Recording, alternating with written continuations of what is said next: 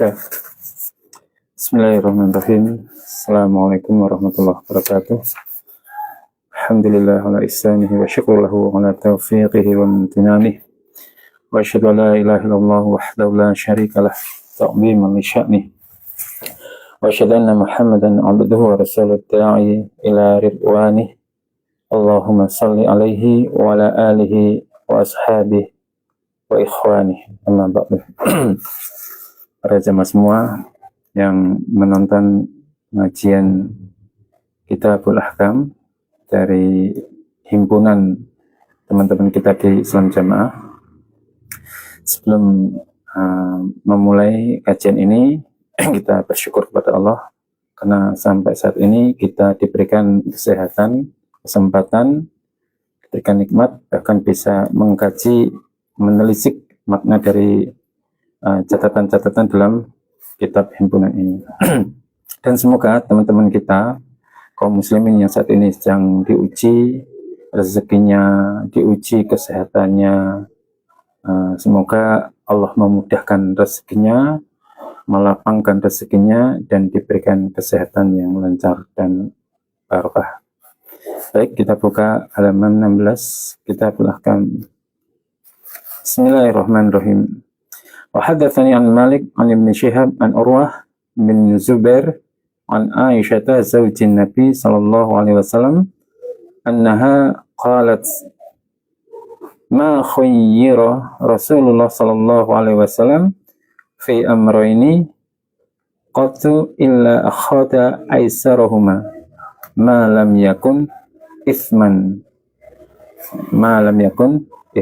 Jadi kata istri beliau yaitu Aisyah, dia mengatakan Rasulullah SAW itu tidak pernah diberi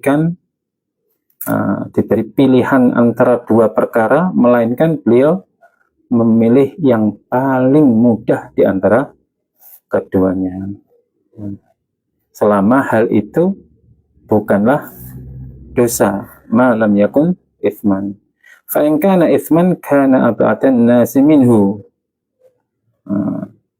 Namun jika hal itu, pilihan itu terkandung dosa, maka beliau adalah orang yang paling jauh darinya. Artinya tidak memilih. Kalau pilihan itu mengandung dosa, Rasulullah berpaling, tidak memilih. Wa man taqama Rasulullah sallallahu alaihi wasallam li nafsihi illa an tuntahaka hurmatullah fayantakimu lillahi biha. Ini riwayat dari Malik bin Anas. Kemudian beliau Rasulullah sallallahu alaihi wasallam adalah orang yang paling jauh, artinya masalah ini tadi, fa in kana itsman kana abadun nasi minhu. Rasulullah paling jauh, kalau ada pilihan mengandung dosa, paling jauh untuk memilih, artinya tidak memilih. Dan Rasulullah SAW tidaklah pernah membalas dendam untuk kepentingan dirinya sendiri. Itu tidak pernah, kecuali bila kehormatan Allah itu dilanggar, maka beliau adalah orang yang paling awal untuk menuntut. Itu pun karena Allah. Ini prinsip. Kalau dalam hadis ini diceritakan oleh Aisyah, beliau secara tidak langsung mengajari kepada kita prinsip-prinsip dari syariah. Yang pertama, prinsip kemudahan. Jadi Rasulullah SAW ini senantiasa memilih jalan yang paling mudah, selama tidak bertentangan dengan syariat. Ini menunjukkan bahwa Islam itu adalah agama yang mudah, memudahkan, dan tidak memberatkan. Ini sesuai dengan dalil umum yang diterangkan oleh Allah Subhanahu wa taala dalam surat Al-Baqarah, yuridullahu bikumul yusra wa la yuridu bikumul usra.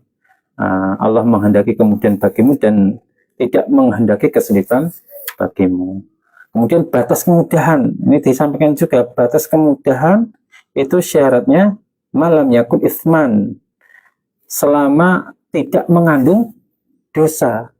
Artinya hadis ini menolak pemahaman keliru bahwa Islam itu membolehkan semua yang mudah itu diperbolehkan. Tidak. Karena Rasulullah SAW sendiri tidak pernah memilih kemudian dalam perkara maksiat.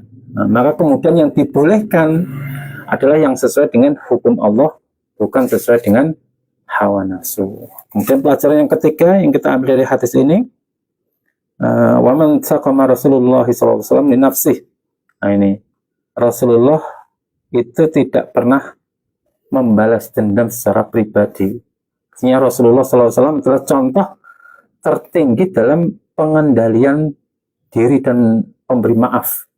Beliau tidak pernah marah ketika kehormatan pribadinya itu diinjak-injak. Tetapi beliau marah ketika hukum Allah dilanggar. Contohnya seperti Rasulullah pernah diludahi, ya kan? Dihina. Bahkan ketika sholat ditimpuki dengan gerabahan isian kotoran dari unta. Itu Rasulullah tidak pernah membalas sama sekali, ya kan? Iya, hadisnya tapi artinya banyak sekali penjelasan tentang bahwa Rasulullah ketika dihina, ketika dicaci maki, dikatakan sahir, dikatakan orang yang tersihir, dikatakan jahil, bodoh, tapi Rasulullah tidak membalas, tidak balas dendam. Tapi ketika syariat Allah itu dilanggar, misal zina, riba, syirik, belum menegakkan hukum Allah tanpa kompromi.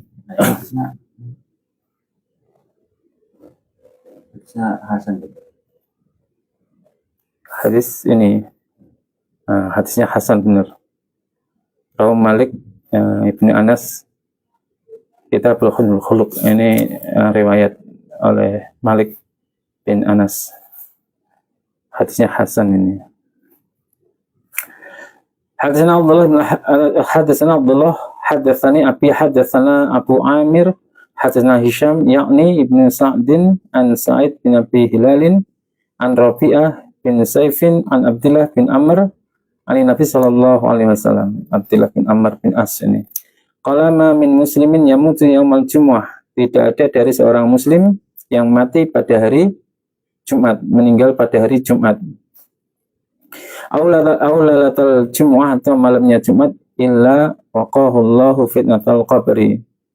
Kecuali Allah akan menjaganya dari fitnah kubur. Ma min muslimin yamutu yaumal Jumu'ah aulalatal Jumu'ah illa waqahullahu fitnatal qabri. Ini banyak hadis yang meriwayatkan seperti ini. Artinya kekhususan di hari Jumat. Tidak ada dari seorang muslim yang mati bertepatan pada hari Jumat atau malam Jumat, maka dia akan dijaga oleh Allah dari fitnah kubur. Apa fitnah kubur? Makna fitnah kubur. Makna fitnah kubur menurut ulama termasuk dalam Al-Munawi, dalam kitabnya Faithul Qadir itu menjelaskan bahwa fitnatul qabri so'alul malakaini lil mayyit an rabbihi wa dinihi wa nabihi. Fitnah kubur adalah pertanyaan dua malaikat yang mendatangi mayat untuk menanyakan tentang agamanya, tentang Rabbnya, tentang agamanya, dan tentang nabinya. Wa man wuqiyaha faqad naja minal azab. Barang siapa yang selamat, dilindungi darinya, maka ia telah selamat dari siksa kubur. Mengapa dikhususkan hadis ini dikhususkan hari Jumat atau malam Jumat? Ini karena keistimewaan khusus di hari Jumat. Makanya Ibnu Qayyim Al-Jauziyah di dalam kitabnya Zadul Ma'ad itu menjelaskan wa fi mawtihi yaumal jumu'ati aw lailatiha khasisatan ukhra wa hiya al-amnu min fitnatil qabri kama sahha bihi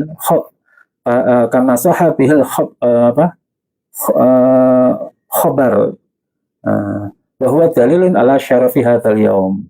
Kata Imam Ibnu Qayyim Al-Jauziyah menjelaskan kematian pada hari Jumat atau malam Jumat itu memiliki keistimewaan yang khusus, yaitu selamat dari fitnah kubur sebagaimana ditetapkan dalam hadis yang sahih. Ini menunjukkan tentang kemuliaan hari tersebut. Namun Imam Munawi itu juga menjelaskan bahwa ini bukan jaminan mutlak. la yadullu dzalika ala annahu yaslamu man kana fasiqan walakinnahu basyaratun li ahli iman wa ta'ah. Artinya hadis ini tidak menunjukkan bahwa semua orang muslim mati di hari Jumat atau malam Jumat pasti selamat, itu tidak. Nah, hadis ini tidak menunjukkan bahwa orang fasik otomatis selamat dari kubur. Orang muslim yang fasik kalau meninggalnya hari Jumat atau malam Jumat maka terlepas dari fitnah kubur. Melainkan kabar gembira ini, basyarah ini khusus untuk orang iman yang taat. Maka hadis yang menjelaskan maknanya itu, hadis yang menjelaskan tentang selamatnya seseorang mati di hari Jumat atau malam Jumat itu khusus untuk orang iman yang taat, bukan pelaku maksiat, Kalau pelaku maksiat tetap mendapatkan pertanyaan kubur. Hadisna Abdullah, hadisna Abi, hadisna Waqi, hadisna Daud Al-Audi an Abi Hurairah qala Rasulullah sallallahu alaihi wasallam la yaqumanna ahadukum ila shalah, janganlah salah satu kalian di antara kalian berdiri untuk salat, wa bihi adzan, sedangkan atau sementara dia dalam keadaan terganggu dari apa? Min ghaidin au baulin, dari ghaid itu buang air besar, berak, au baul atau kencing. Janganlah salah seorang di antara kalian berdiri untuk mengerjakan sholat sementara ia dalam keadaan terganggu oleh buang air kecil maupun buang air besar. Ini tidak boleh. Ini makna dari hadis wabihi adza itu secara bahasa berarti kan gangguan yang membuat seseorang tidak nyaman. Yang dimaksud adalah seorang menahan ketika sholat, menahan air kecil maupun menahan air buang air besar, sehingga ia tidak bisa tenang atau tidak bisa khusyuk untuk menjalankan ibadah. Untuk sholat itu tidak bisa khusyuk karena terganggu dari mau buang air kecil maupun buang air besar. Nah, larangan ini, larangan dalam hadis ini bukan berarti sholatnya itu batal, itu tidak. Tetapi untuk menjaga kesempurnaan seseorang sholat dan kekhusyuan hati, sudah sepantasnya seorang mukmin, orang iman, orang Islam itu menghilangkan gangguan. Bahkan ketika seseorang mendengarkan qomat sedang dia dalam keadaan makan, itu disuruh memilih makan dulu daripada menghadiri sholat. Karena apa? Ketika sholat sedangkan perutnya dalam keadaan kosong, terpikirkan hidang yang sudah siap, ini sholatnya menjadi tidak khusyuk. Ini termasuk adab dari ibadah. Hadatsana Abdullah, hadatsani Abi, hadatsana Aswad ibnu Amir, qala hadatsana Hasan yakni ibn Salih, an Abi Laila an Atha, an Abi Hurairah an Nabi sallallahu alaihi wasallam, idza dhaha ahadukum, ketika salah satu kalian menyembelih binatang korban, falyakul min udhiyatih, maka hendaklah dia memakan daging dari hewan korbannya. Sama ini kalau dalam Sahih Muslim, kalau ini kan tadi kan riwayat Ahmad semua ini, dari riwayat Malik. Kalau dalam Sahih Muslim itu kalimatnya fakulu wadakhiru wa tasaddaqu, makanlah dari binatang korban yang kalian sembelih, kemudian sebagian simpanlah dan sebagian lainnya disedekahkan. Itu. Nah, penjelasan dari fal yakul min hayati, fal yakul itu fi'il amr, kata kerja perintah. Namun sifatnya bukan wajib, itu tidak, tapi bersifat sebagai anjuran, istihbab. Jadi bukan kewajiban, disunahkan bagi orang yang berkorban untuk memakan sebagian dari hewan korbannya. Dianjurkan. Hadatsana Abdullah, hadatsani Abi, hadatsana Bahrun, hadatsana Hamad ibn Salamah an Abi Imran an Abi Hurairah anna rajulan syaka ila Nabi sallallahu alaihi wasallam qaswata qalbih. Dari Abi Hurairah, dia menceritakan bahwa ada seorang laki-laki yang mengadu kepada Rasulullah sallallahu alaihi wasallam mengenai kerasnya hati qaswah qalbi, hatinya itu keras. Nah, ini siapa yang punya hati keras ini? Dinasehati gak melebu, tidak ngobrol gampang muring-muringi, kerumuatan nesu. Nah, ini termasuk kerasnya hati. Faqala, maka Nabi bersabda, ketika Nabi mendapatkan aduan dari seorang laki-laki tentang hatinya yang keras, Nabi memberikan pesan, imsah ra'sal yatim wa at'imil miskin, usaplah kepala anak yatim dan berilah makan orang miskin. Jadi ketika kita memiliki hati yang keras, kaku, qaswah itu artinya kan keras, kaku, tidak lembut. Maksudnya hatinya itu kering dari kasih sayang, tidak mempunyai kasih sayang, kering, sedikit kasih sayangnya bahkan tidak ada, atau tidak ada kelembutan, tidak mudah tersentuh dengan kebaikan orang lain atau tangisan orang lain. Itu termasuk qaswah. Anak nangis kayaknya rasa terenyuh, tonggone ora iso mangan, tidak ada rasa prihatin. Ini. Makanya Imam Al-Munawi itu menjelaskan masalah al-qaswah. Al-qaswah hiya gilatul qalbi wa khuluhu minar rahmah wa tawadhu. Al-qaswah atau kekerasan hati itu adalah kerasnya perasaan atau kosongnya hati dari rasa kasih sayang dan dari rasa tawadhu. Maka perintah Nabi ketika kita memiliki hati yang seperti itu, ketika ada teman yang minta tolong, keadaannya memang terhimpit, sebenarnya kita mampu menolong, tapi tidak ada rasa empati kita untuk menolong. Ini salah satu kerasnya hati. Maka Nabi memerintahkan, imsah ra'sal yatim, usaplah kepala anak yatim dengan penuh kasih sayang, kemudian memberi makan kepada orang yang miskin yang membutuhkan. Nah, dua perbuatan ini, memberi makan orang miskin yang membutuhkan atau mengusap anaknya, anak yatim, ini simbol kasih sayang dan simbol dari kelembutan hati. Orang yang melakukannya itu berarti hatinya ini bisa melunak, bisa lembut, jiwanya bisa tenang dan lebih dekat kepada Allah. Nah, hadis ini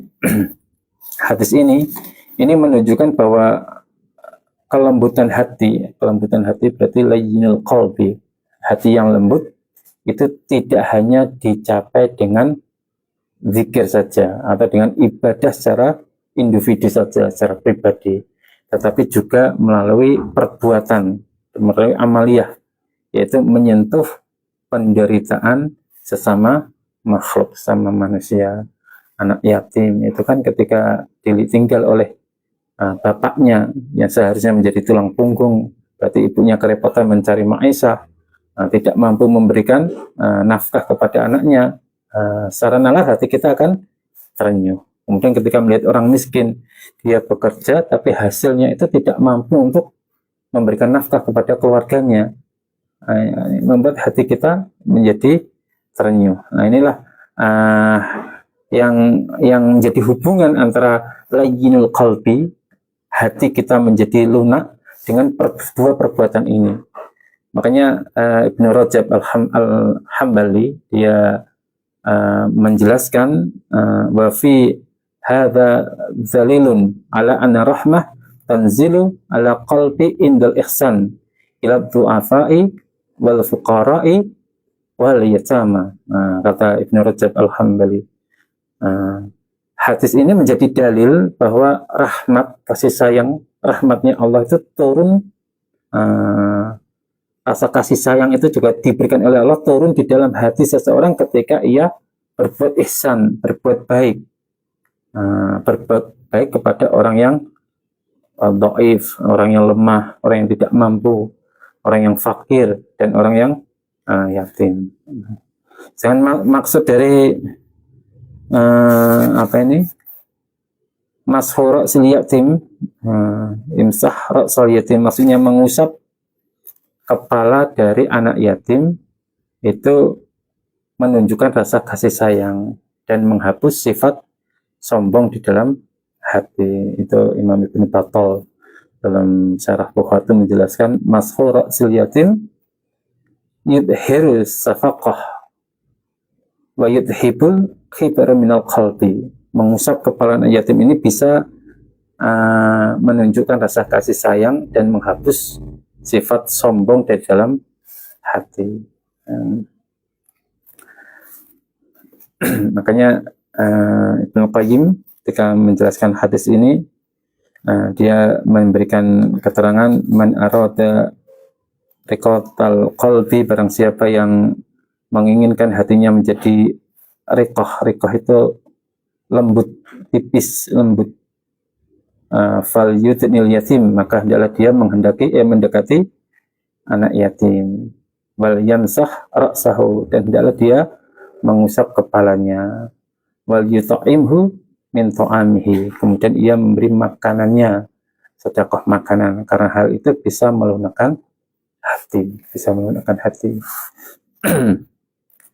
Waqala Ibnu Abi Hatim qara'ali Yunus bin Abdul A'la akhbarana Ibnu Wahbin akhbarani Su'aib Ibnu Sa'din an Abdul Jauza an Ibni Abbas qala, berkata Ibni Abbas, qala Rasulullah sallallahu alaihi wasallam, la rahimallah min qaminuh ahadan la rahima mar'atan lamma ra'atil ma' hamalat waladaha. Seandainya, kata Rasulullah sallallahu alaihi wasallam, seandainya Allah menyayangi seorang perempuan, seorang pun dari kaumnya Nabi Nuh, niscaya Allah akan menyayangi perempuan ini. Lamma ra'atil ma' hamalat waladaha, ketika perempuan ini melihat air banjir itu yang akan menimpanya, dia segera menggendong anaknya, menghampiri anaknya, kemudian digendong, berusaha untuk menyelamatkan anaknya. Summa sa'idatil jabal, kemudian perempuan itu naik ke gunung, berusaha untuk menyelamatkan dirinya dan anaknya. Falamma balanghal ma sa'idat bihi mangkibaha, falamma balanghal ma mangkibaha wada'at waladaha ala ra'siha, falamma balanghal ma'a ra'saha rafa'at waladaha biyatiha. Ini kemudian dijelaskan lagi, ketika air itu sudah menimpa sampai pundaknya, maka perempuan ini berusaha menyelamatkan anaknya dan meletakkan anaknya itu di kepalanya. Ketika air sudah sampai di kepalanya, dia tetap berusaha untuk menyelamatkan anaknya dan mengangkat anaknya sampai ke tangan yang paling atas, diangkat sampai tinggi-tinggi, berusaha untuk menyelamatkan anaknya. Nah, akhirnya tertimpa banjir sampai mati keduanya itu kan. Nah, falau rahimallahu minhum hatan la rahima hadhil mar'ah.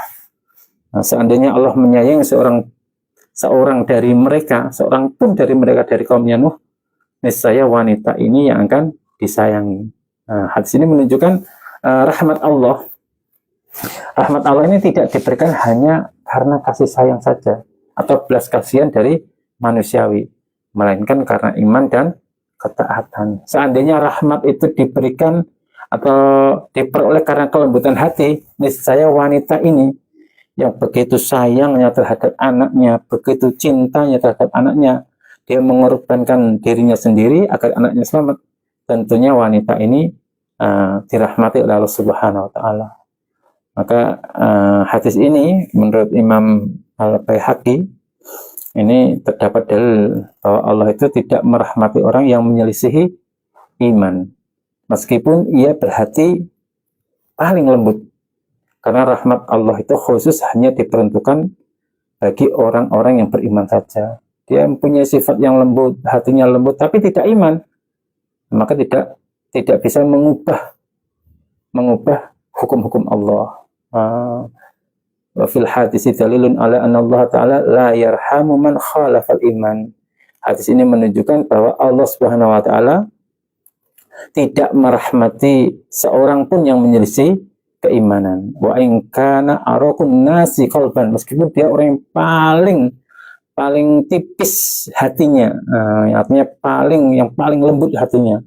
Li'anna rahmatul khasah innama hiya lil mu'minin, karena rahmat yang khusus itu oleh Allah diberikan hanya untuk orang-orang yang beriman.